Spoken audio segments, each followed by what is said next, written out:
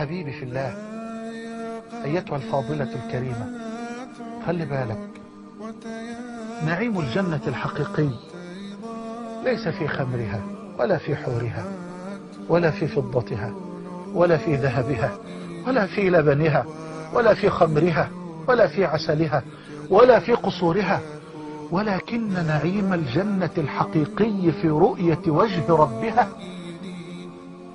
الله أكبر، وجوه يومئذ ناظرة إلى ربها ناظرة. هو ده النعيم، هو ده النعيم.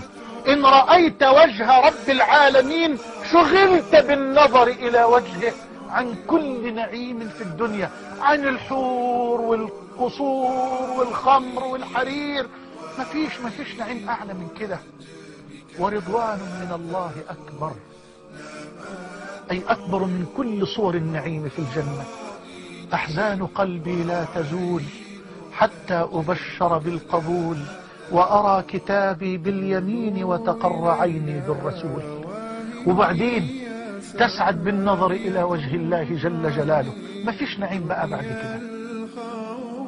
إذا دخل أهل الجنة الجنة قال الله عز وجل: يا أهل الجنة، فيقولون: لبيك وسعديك والخير بين يديك.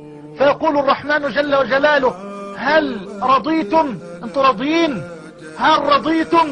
فيقول أهل الجنة: وما لنا لا نرضى، وقد أدخلتنا الجنة وأنجيتنا من النار. فيقول العزيز الغفار: أفلا أعطيكم أفضل من ذلك؟ فيقول أهل الجنة: وأي شيء أفضل من ذلك؟ فيقول الملك: أحل عليكم رضواني فلا أسخط عليكم بعده أبدا.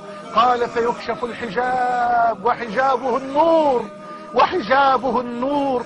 قال: فيكشف الحجاب فما أعطوا شيئا أحب إليهم من النظر إلى وجه الله عز وجل، فما أعطوا شيئا أحب إليهم من النظر إلى وجه الله عز وجل. وجوه يومئذ ناظرة إلى ربها ناظرة.